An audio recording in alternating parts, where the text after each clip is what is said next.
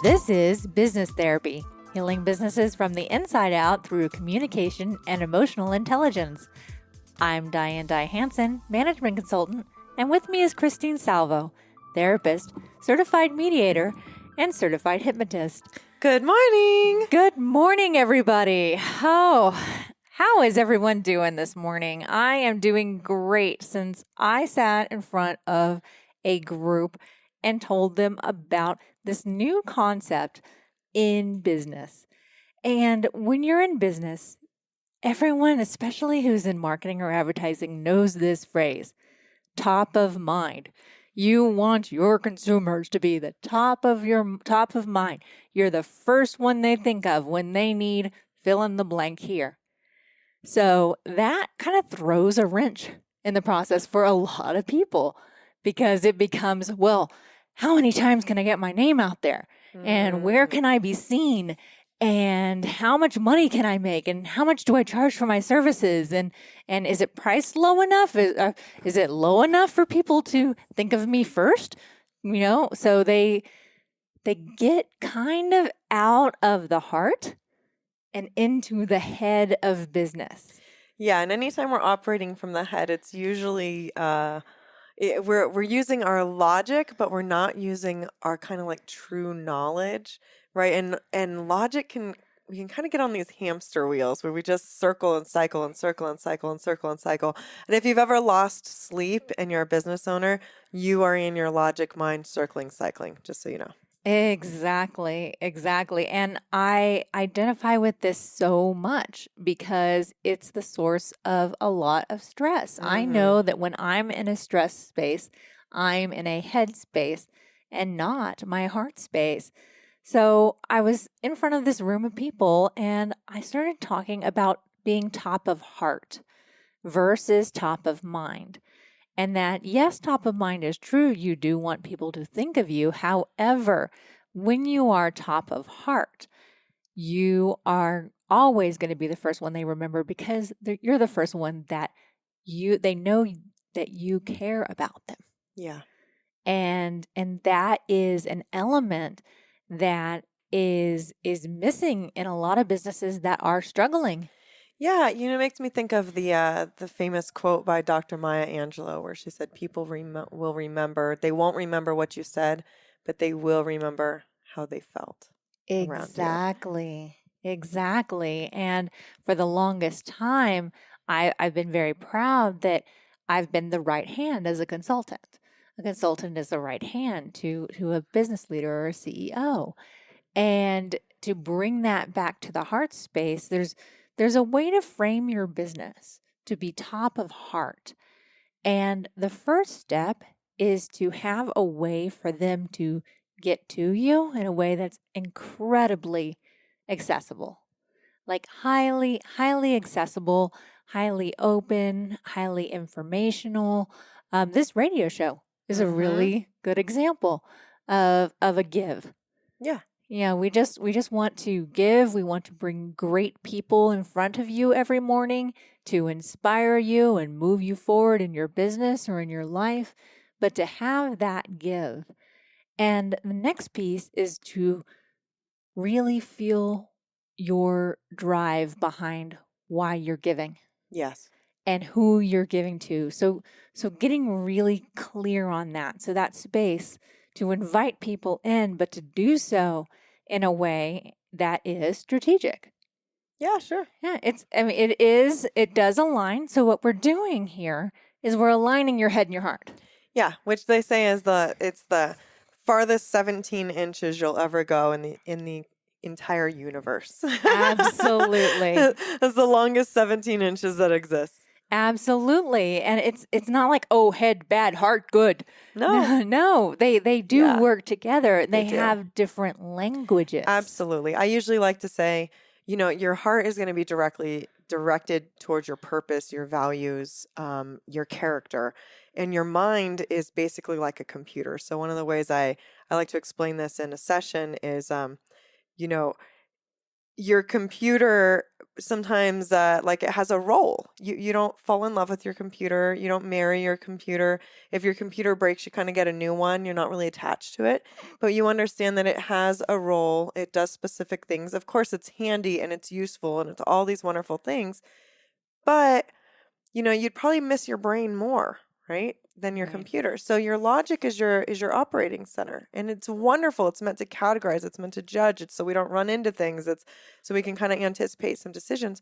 But our heart is really where kind of like our soul lives. Our soul lives, and it's that thing that's like what really feels good in here. If I make this decision, it might be logical, but it might go against how I feel. And then we create these internal conflicts. Exactly. And if you want to align it with something you're familiar with in the business world, it's like your heart is the CEO and your head is the COO. Yeah. So if you think of a big organization, what would happen if the COO suddenly decided to take control of the vision of the company Mm-hmm. and the culture of the company? Everything would go awry. And likewise with the CEO. With the CEO, their job is to inspire and to lead and to develop. You have that big picture view of the company. And what would happen if you gave that to the COO? They would be stagnant. Right. So it's kind of like the right job for the right part of the body. Yeah, absolutely. But coming into alignment, the CEO would be lost without their Right. COO. And the trust. Yes. Trusting the head and the heart. So often, maybe we've made an emotional decision and it didn't work out. And so logic comes in and goes, hey, I'm never going to let that happen again. So no more emotional decisions from you. We're going to go ahead and cut off this like touchy feeling thing. And then we're going to go directly to logic, linear, 1 + 1 = 2. And so often I see people get so upset when it's like, I've done all the things right and I'm not getting where I need to go. And it's like, oh, well, you forgot like this vital organ, which you weren't passionate about it. You were logical and logical safe and it's secure and it's all those things. And that's not even a guarantee, but you forgot to bring your why, Exactly. your reason. Your reason, and to align that with that action and the ability to take action without allowing that brain to pipe up and go, whoa, look at everybody else who's doing this. They're doing it so much better.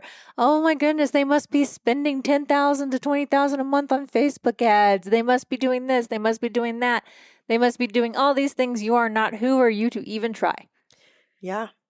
And being we're usually our worst critics. I'll do a share here. I have not listened to any of our episodes of the show, and I don't plan on it because I don't want to become self-critical. I'm here and I'm present, and whatever happens here, I let it go and I say, great show, no matter what. But I also know that when we have these kinds of issues, we have a tendency to be self-critical.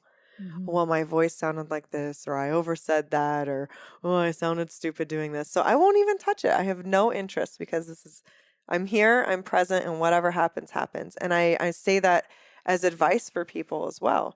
If you're going to do a YouTube video or a Facebook Live or present in front of people, don't watch it.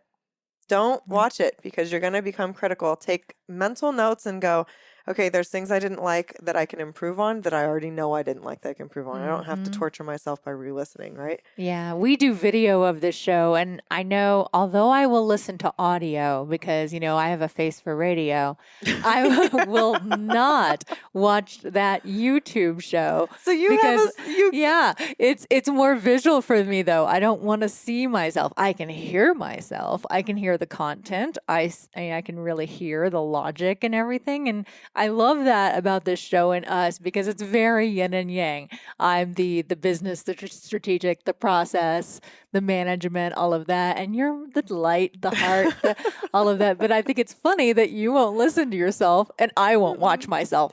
yeah. And it's not about I just know how my brain works. Yeah. And I don't think that I'm that different from everyone else.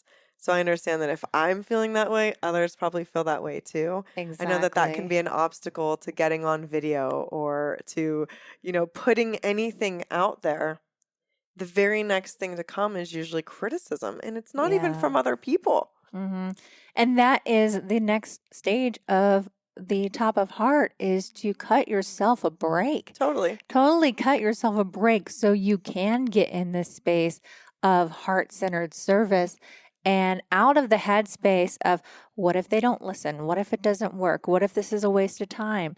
And all of that. Because then what you can do then is you can move into the next stage, which is education, and educating with an open heart versus an eye toward, now, how's this going to lead to cash? Right.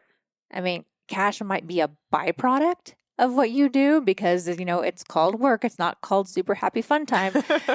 We have to work because working makes money and all of that. But money is an energetic exchange. I call it green energy. Mm-hmm. Because when you put out energy, energy returns in gratitude. It's called the principle of reciprocity. Yeah. If you read Influence by Paul Cialdini, you will find a number of influence points and ways to be an influencer. And reciprocity is one of the top ways that people, when they are given to, feel compelled to give back if what they were given was of value. Yes. So here's an experiment for our listeners on this. Give compliments. Take one day and give compliments and watch what happens next. This is such a simple way to practice this idea of reciprocity, but people actually feel compelled to offer it back. So wherever you Right. go, I don't care if it's the grocery store, the gas station, if you see something, and be genuine, don't do kind of like the southern, like, oh, don't you look nice today? Oh, bless your heart. Bless your heart. Really genuine, your hair looks nice today, or your breath doesn't stink. I don't know, whatever you want to say. Probably keep those compliments in the affirmative. Your breath smells nice versus doesn't stink. Clearly I'm kidding, but really kind of, and just genuine, just make it a habit, one day a week, even for a month, and see what happens. Yeah, exactly. Exactly. It's strengthening a muscle, Hmm. really. It's a muscle that if you're not used to it, or if you've been trained a certain way, or you've maybe been taught in a certain way, or maybe you just got your MBA and you have just spent 2 years of your life having this drilled into you, this outcome driven business model. Yes, business is outcome driven, but if you align outcomes with value, now you've made that switch. It's not about making something happen. Agreed. Yeah. It's about giving the value so something naturally happens as a result. And if it's something that has a track record, yeah, you can say, yeah, if we provide this value, generally this is going to happen. Sure. And you can say that with pretty good certainty on certain Hmm. things. I'm pretty sure if I went outside and I turned on my car, that I would be able to drive wherever I'd like. That's a pretty certain outcome. Right. So instead of getting so hung up on outcomes driven business and ROI and all of that, how about return on your value? Yeah. I love that you just said that. And, in the nature of the work that I do all day, every day, it's very much, I live an outcome driven life too, in therapy and mediation and hypnosis. Everybody's coming to me for some kind of outcome. It might be a little bit different, obviously, and they're not Right. coming to me to make money, but they're coming to me to make peace and to have less conflict and have less stress and to treat mental illness and all of these different things. And when we're really looking at that, that's still outcome. So one of my typical tactics in a mediation is I remind people in the beginning of the outcome, the very beginning. Mm-hmm. So we are here today because you couldn't settle this on your own. Number one. Okay, we have to admit what's wrong. You tried, right? Right. Most people do not end up in court because that's their favorite place to be. It's somewhere along the way something broke down. But also, we want solution. The only reason we're at court, the only reason we're going through the process of mediation is we want solution. Right. So who doesn't? Who comes to the table and doesn't want solution? So it's still outcome driven. I remind them what the outcome is, and then we go through the process of mediation. But we actually start with the outcome, working backwards. Mm-hmm. Of if you were able to get solution today, and it would cost you maybe some money. Right. Would you do it? Right. Because if you Exactly. don't, it's going to still cost you money, and it's going to still cost you time. It's going to still cost you stress, and all the things are still going to happen. But today, you have a chance to eliminate all of that. Reminding them of the value that they will receive when Yes. they come to resolution. That's very similar to something I Very do as a similar. consultant, because I will sit down and I will develop a scoring matrix for my clients. So we talk and what do you want to achieve? Da, da, da, da, da, da. Okay, now based on what you want to achieve, just 1 to 5, 1 meaning no way, 5 being I'm already there. Where are you right now? So they self score. And then I can create customer success by moving them up the model. Yep. But when I give them their value up front, saying, this is the value we're going to create once I get your full buy in, once you get your full understanding, then they're like, okay, so now our hearts are connected. Right. Now our hearts are connected because they want something. I can provide something, but I filled that gap. Mm-hmm. And I have consciously filled that gap because I reminded them why they're there in the first Perfect. place. Yeah. And then what I can provide, and here's how we're going to move the needle. And then getting regular commitments, whether Yeah. that be, getting time on the calendar. And you can do this, listeners, regardless of what business you're in. Absolutely. And I mean, what you're saying makes so much sense as far as the self-scoring and kind of moving this needle. Really looking at, so I'll bring up mediation again because it's relevant here. We have opening statements. So what we start with after I do my spiel, everyone gets an opening statement. And I'll tell you, such a high percentage of the time, the conflict isn't the same. One person wants money, one person wants an apology. Right. I have settled cases for no money with agreements that they'll take the bad review off of. They won't take the money, so the lawsuit's for $2,000 or something, and they'll go, I don't want a dime of your money, but please take the bad review down. That's it. You don't know. You just don't know. Yeah. So that process you're talking about, it really leads people to getting that no, to getting the why, because we can make assumptions all day and be like, oh, I think I know what their values are, or what this is, or what the conflict is. Right. But until you actually ask questions and look under the covers, it could be completely different. And I've had it so many times where someone's like, oh, you're mad about that? I'm sorry. It wasn't even difficult. And they're like, yeah, you didn't return my phone call. And I called 5 times. And they were like, well, you were being annoying and I didn't want you to call anymore. And now we're in Exactly. court. And it was so simple of like, I wanted you to say you were sorry. Yeah. And business relationships are just relationships. Yes. If you are just totally confused on how to talk to your customers, pretend your customer is your mother. Yeah. Pretend your customer is your mother. If you have a not great relationship with your mother, your father, if you have a terrible relationship with your father, your cousin, but somebody, your best friend. Yeah. And form a relationship with that customer the way that you would talk to your best friend, the way you would have coffee with your best friend, the way you would share some cool webinar with your best friend. Yeah, I love that you just put it kind of out in the open here. Even if it's a Facebook Live video or an online video or a YouTube something, talk to your best friend. Dude, I did this cool thing. You're going to love it and you're going to get value from it. And then I can have another way to serve you even more. And just put it out there, because that's what happens in friendships is we put it out there. We see someone is hurting.